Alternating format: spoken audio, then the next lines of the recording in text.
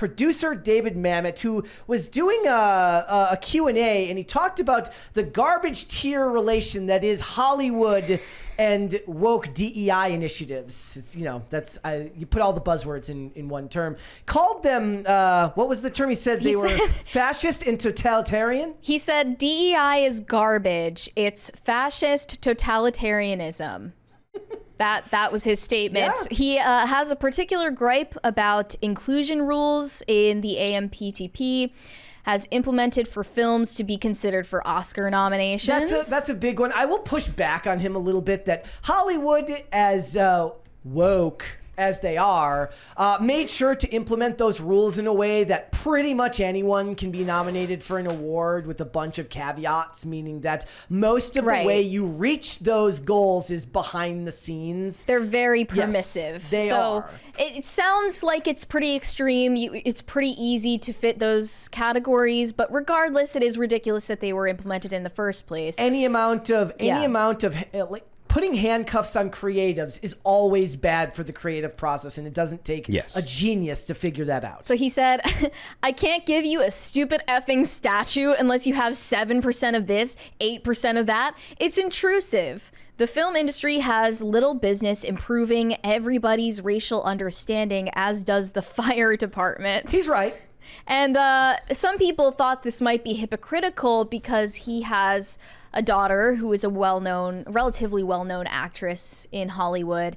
And you would probably point to that and say, well-known producer, well-known actress daughter, sounds like nepotism is involved here. So you're trying to fight against the inclusion rules, but you gave your daughter an unfair advantage. He says that she wasn't. Look, she did appear in 5 episodes of The Unit, which is a show he created, which is a very good show. And that was pretty early on when she started acting. But she has a lot of credits to her name, so how much of that came from being a famous person's daughter, I imagine it does. It gets you in the door. Even if she's talented. Yeah, but like to think that isn't, to think that there is ever going to be a world where that isn't going to happen is ridiculous. Like to get worked up about nepotism is to get worked up about the fact that human beings prefer their family and friends, people they know. Yeah. Like that's just the way that it's going to be. Like, yeah, I mean, it is good to be like, hey, look, we should have people that can actually do this stuff. But once you've decided, okay, we know that this person can do the stuff, like they can perform the job adequately for our liking, and they know someone, it's like that's But the ridiculous thing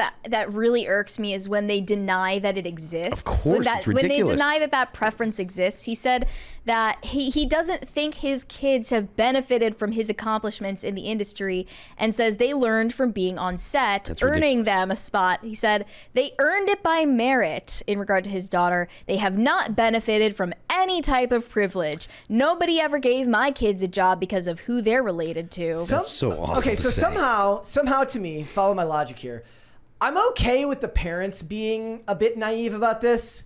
Not so much the kids.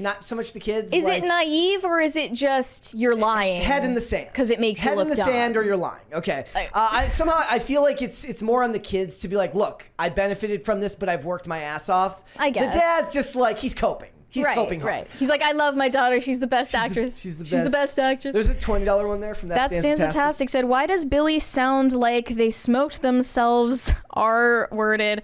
Phil, not sure if I have missed it or not, but is the new song out? Also, Borax, so good. Not out yet. No, not yet. There will be more information very, very, very soon. Just a couple days until you hear more information. So I do want to point out that this guy he has made his bones in Hollywood. He knows of which he speaks. He was the writer of Wag the Dog, which is the movie about to cover up a presidential sex scandal. They fabricate a war. Mm-hmm. He also did Glengarry, Glen Ross, Ronin, a lot of very, very successful things. So he's done well in Hollywood. He's also one of those people who used to be a liberal and became an open conservative in the early 2000s, and that's been a big part of why he says that he doesn't get the work that he used to.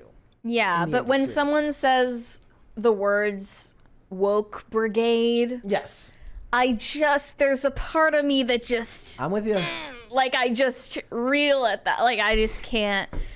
I know that he's just an old guy who has certain, libertarian principles. Speaks about the greatness that is Hayek and Soul. Yeah, I mean, I just can't, But, he's making valid points that need to be heard by people who are in the Hollywood bubble, so that's fine. His daughter was in Madam Web, so she was that going for her. And she was one of the worst characters. If I remember correctly, she was the tech lady in Madam Web. The villain's sidekick lady who does the tech work, whatever.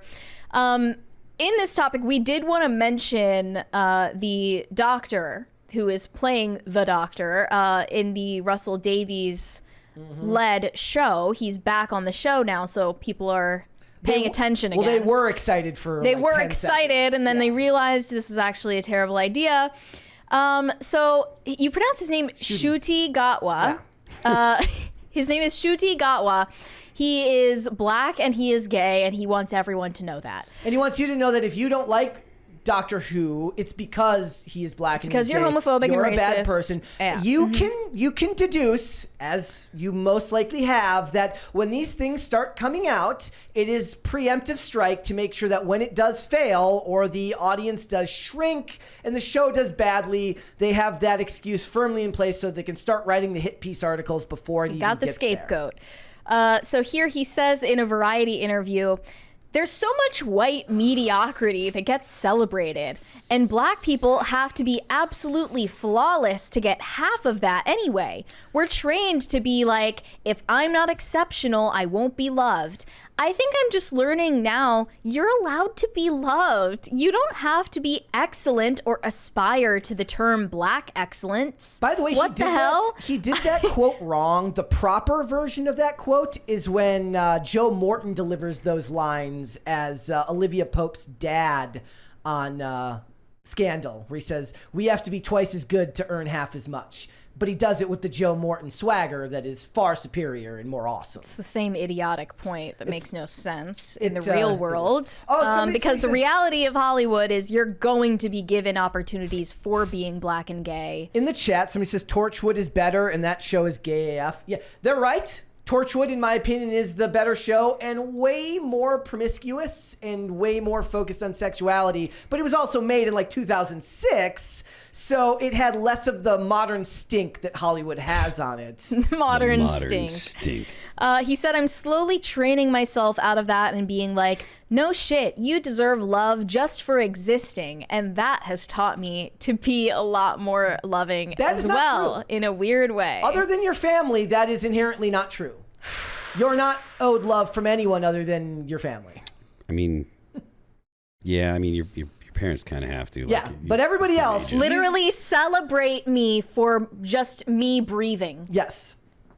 The way you can just say it so brazenly, with no second guessing what you're saying at all, it's just the narcissism is crazy off the charts.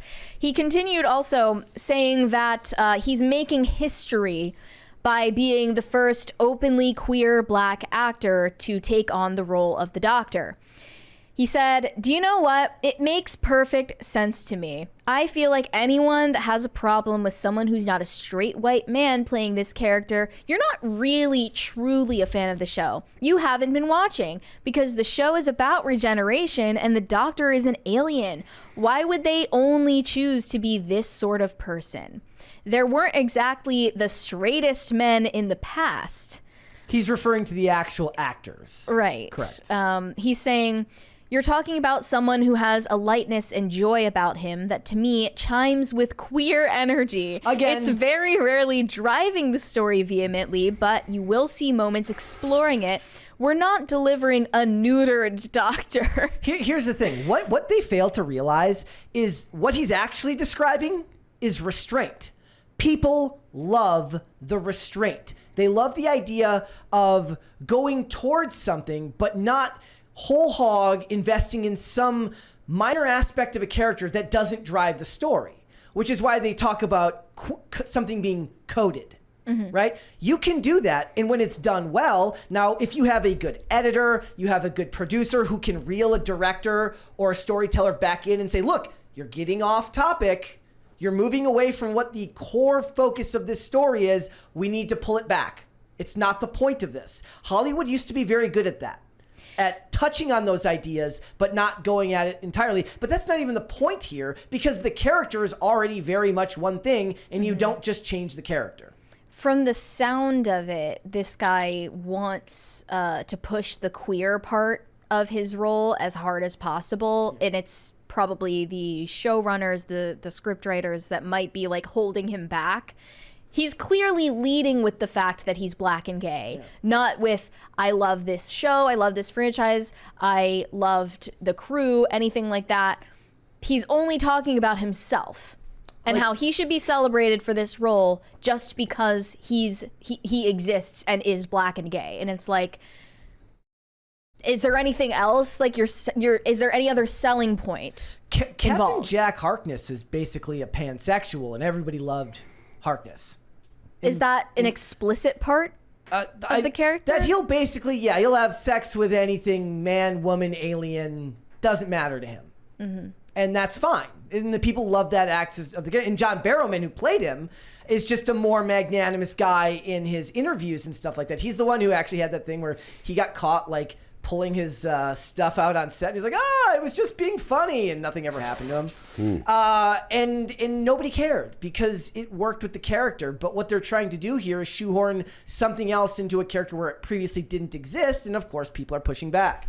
There's got a $20 from Sonoran Paradise Farm. He said, Phil, you guys going to be at Phoenix on August 8th? Was thinking of going with my 6-year-old. She loves Mudvayne, maybe more than me. If that's where the tour is on August 8th, yes, I will be on it. I'll be on the whole tour. So, yeah. Yes. Also, Brett, you sent me a story about David Harewood. He recently said that he openly endorses white people doing blackface for acting roles. Well, no, he's talking more about theater. Well, okay? He said they should be able to black up for roles. I don't know what that means. I love the idea of somebody doing a skit where they're like, I'm not doing blackface. I'm blacking up.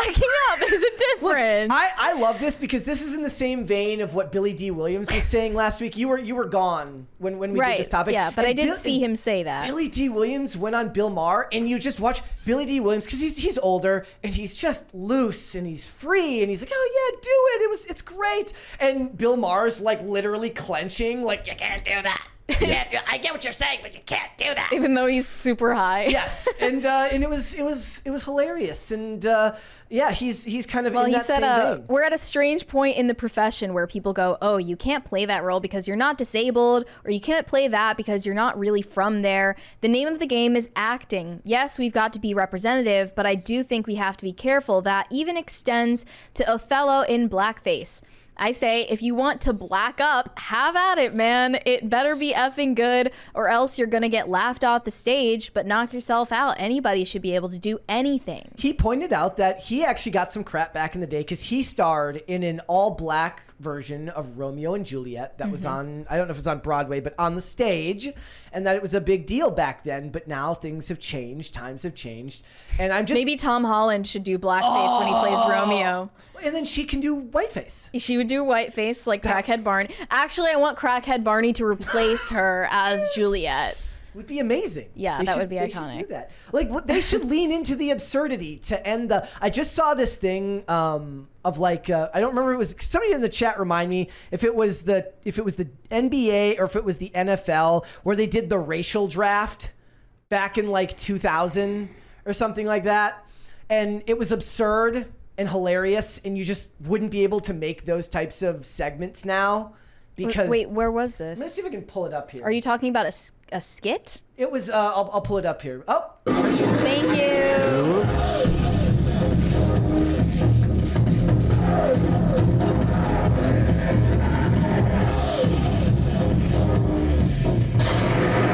Okay, so this is really funny because Aaron Rodgers made all black versus all white bowl draft. So I guess Aaron Rodgers can get away with that because he's kind of right-wing coded, as they say. There's queer coded and then there's right-wing coded. It was the Chappelle skit, right? Back in the day? The racial draft? Literally no idea. Yeah. It was a Chappelle skit. Anyways, but they're like, you can't do that type of humor now. They won't allow that. I was just watching 30 Rock for the first time, and I just realized like this was on TV at the same time as The Office and the same time as Arrested Development and the same time as like go down the list of like all these comedy shows that were actually still good. And I was just like, how did it happen? Like, how is that time in America even real? 30 Rock. Because it feels like it's just nothing is ever going to be funny again. No cell phone in your pocket. Everything is going to be weighed down forever with postmodernist, deconstructionist ideology. I really think that people are going to get beyond that, get past that. I'm not saying that it's going to happen soon, but I do think that like the whole like postmodernist kind of perspective, like people are going to, I feel like people have started to reject that as they realize as the word gets spread around, what actually like they're kind of doing, because people really have a hard time living their lives if they don't have meaning. And postmodernism leads to a life that has no meaning because you have no point of reference for anything. I feel like as long as the internet is in your pocket and there's at least one naysayer that can start one outright, outcry with a bunch of anime avatars and no followers that Hollywood still takes as like evidence that they shouldn't do something, and then Variety writes an article about the backlash about some skit. I don't think I'm black-pilled on it. I just think like comedy's dead, like it's over. Like you watch 30 Rock, it's amazing. 30 Rock is amazing. Like, I don't even know if it's amazing. I don't even think people thought it was, like, amazing at the time because the baseline for entertainment at the time was just a higher standard. Yeah, people weren't like, oh, this is, like, groundbreaking. Like, it was just a good show, and that's just what you expected to see. Yeah, you genuinely, like, in the 90s and stuff, bizarre. you didn't watch stuff expecting it to be bad. Right. Like, people weren't like, well, I guess we're going to see what kind of garbage this is, and I expect it to be, bad, and I expect to dislike it. That was not a thing. Like that was not a thing at all. You watch 30 Rock now, and there is just a a looseness to the comedy that you wouldn't be able to do now because they would tiptoe around the stereotypes. You can't stereotypes sell so much of what made stuff funny because there's just a grain of truth in all of it, and you're not allowed to point to that grain of truth and laugh at it. Thanks for watching. Listen to full episodes of Pop Culture Crisis on Spotify. Keep up with us on social media and make sure you subscribe and ring that bell so you never miss the show. Bye, guys.